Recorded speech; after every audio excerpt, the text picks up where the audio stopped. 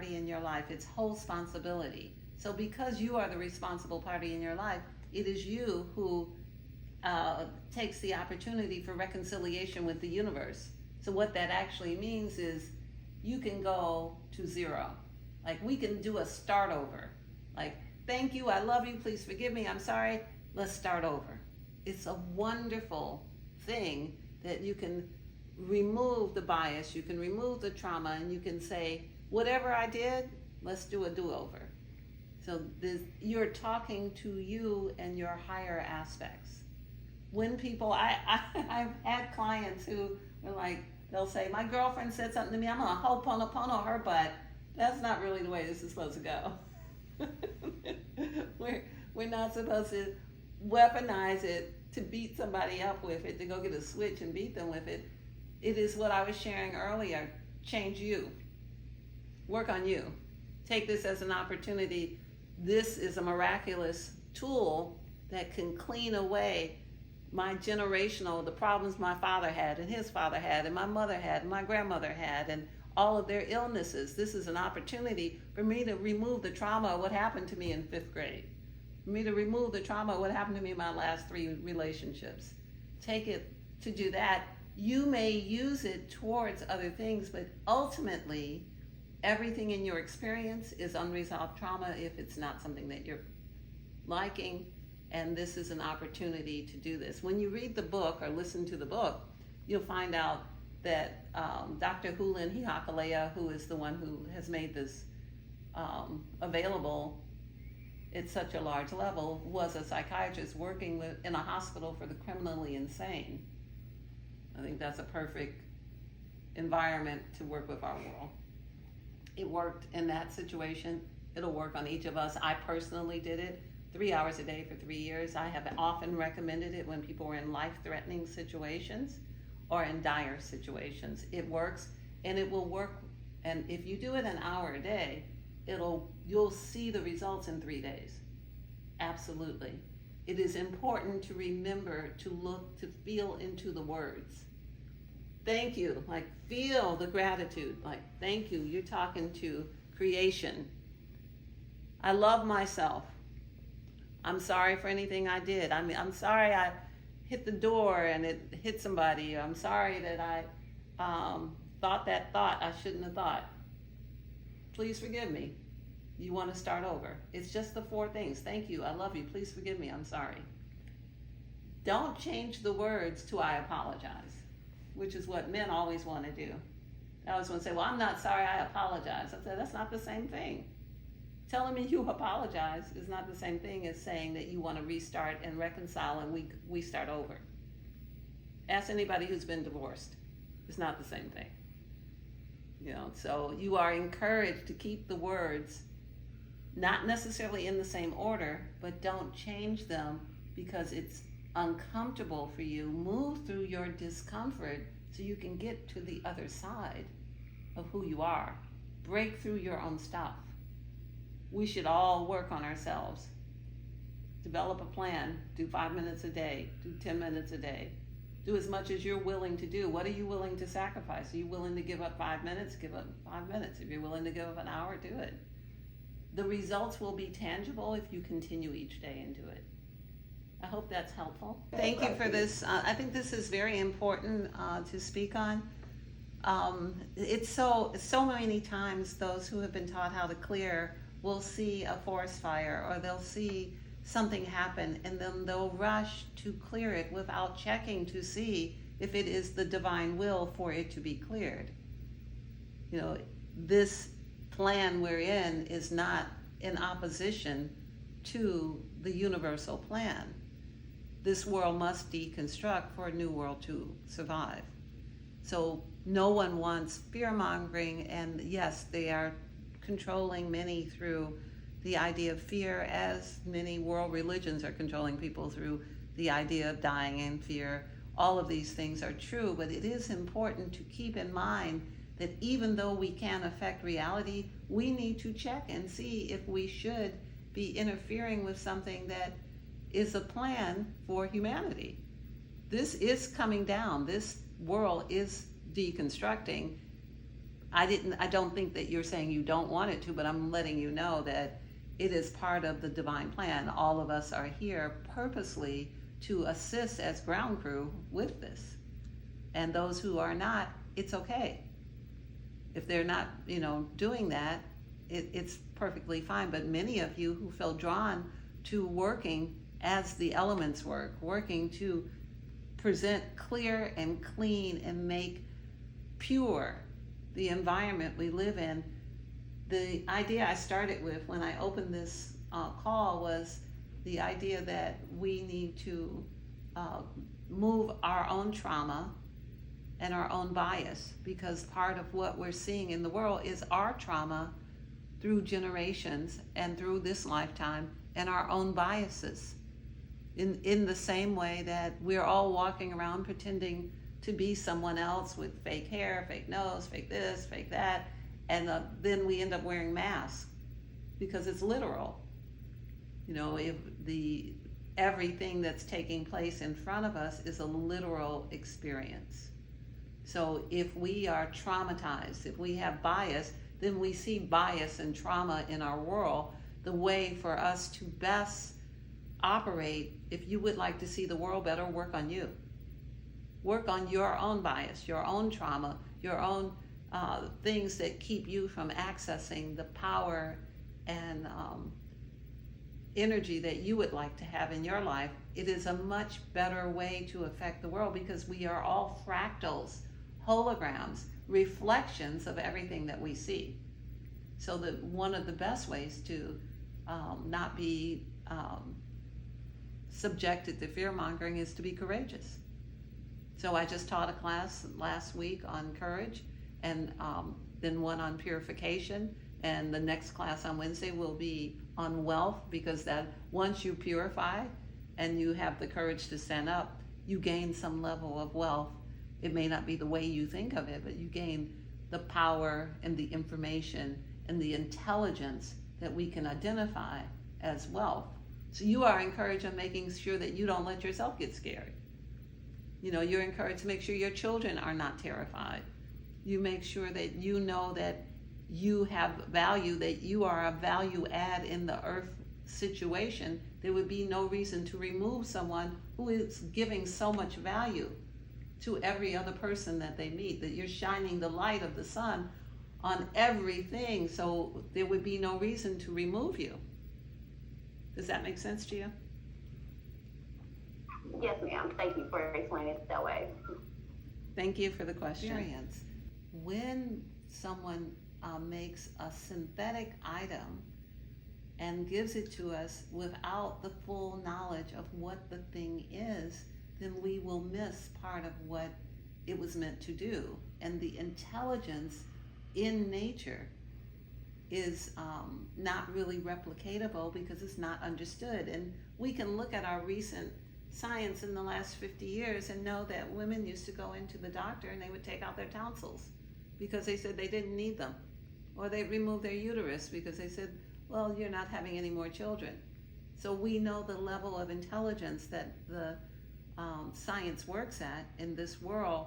So if science is going to reproduce the divinity of the food that came here to nourish us, we might hope for science to be better informed.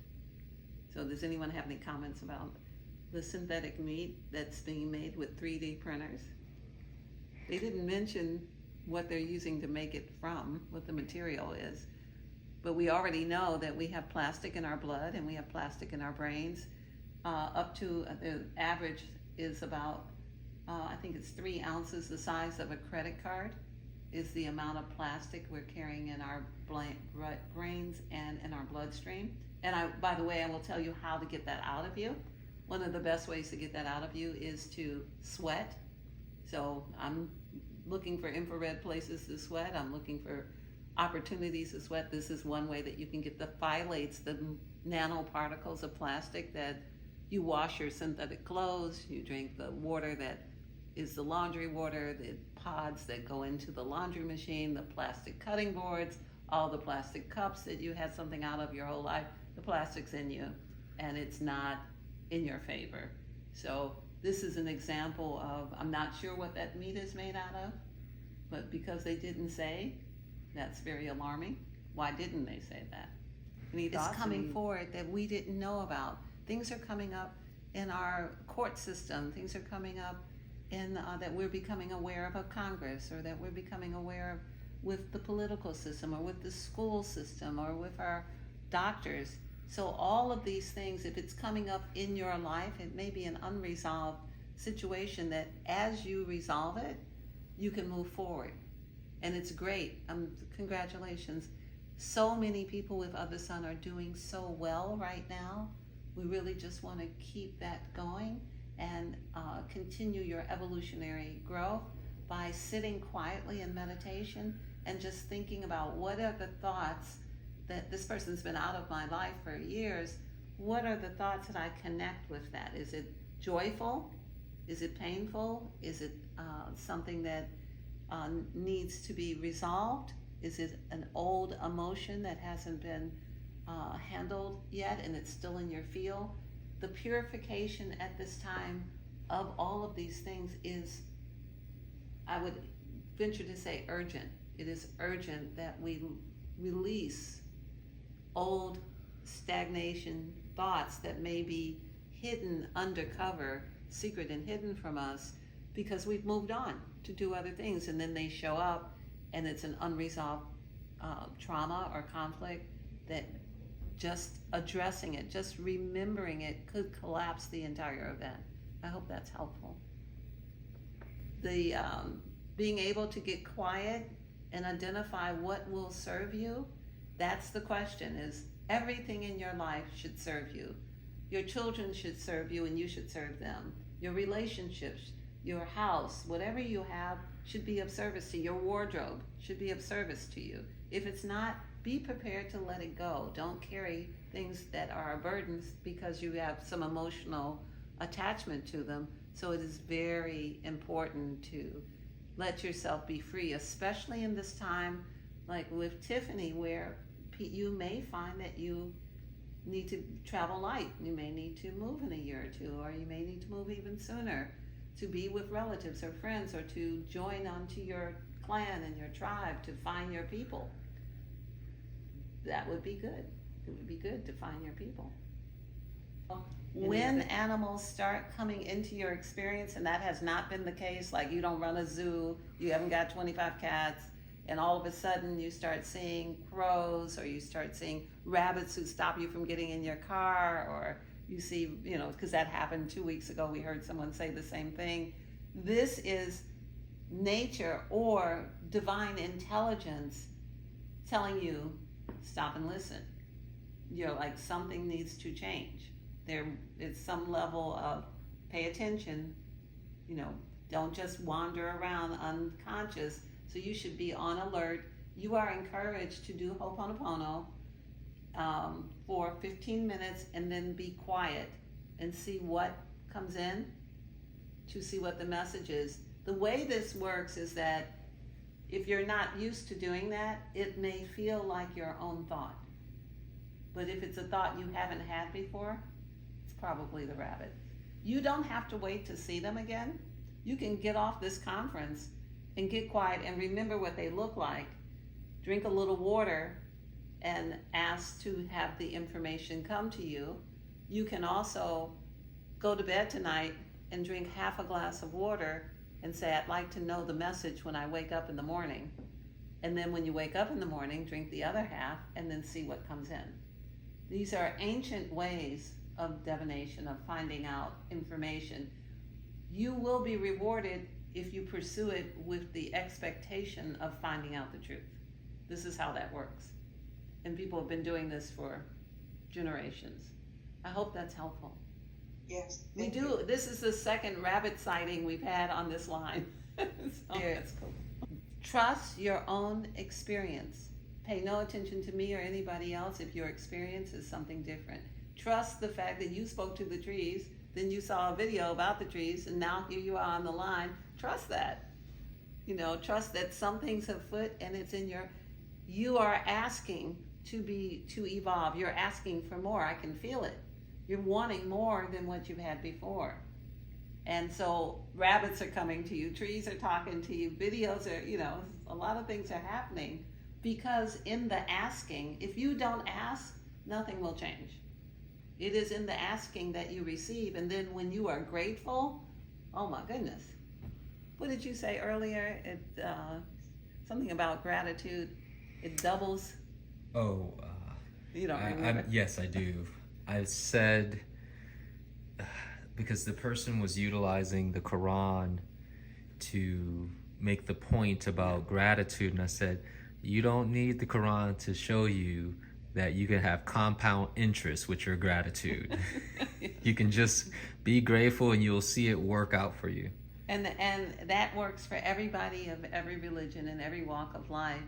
Gratitude is a high frequency. You have much to be grateful for. The rabbits are coming to you, the trees are talking to you with the truth. The reality is you can look up parent planning that was around for such a long time, that helped women with abortions, that they sold the aborted fetuses to companies for a variety of different reasons to use, in the same way that the dentist often won't give you back your tooth because there are companies that come along and pick up the biological material from humans, in the same way that the hospitals do when you have a baby. They take the placenta or they take the foreskin. They are all using these things without our permission. So our DNA might be on somebody on Estee Lauder's face cream, or your son's foreskin might be being used in some other cosmetic product. This is living DNA.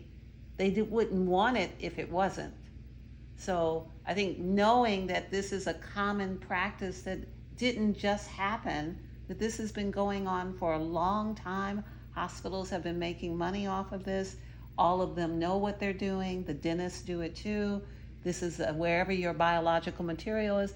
We have no idea how valuable we are, how much in the marketplace our DNA is desired. So first, I think people have to break through this idea of thinking, oh, they wouldn't do that. Yes, they're already doing it, and they've been doing it. Then the next thing would be to think about how many hands have touched what you put in your mouth.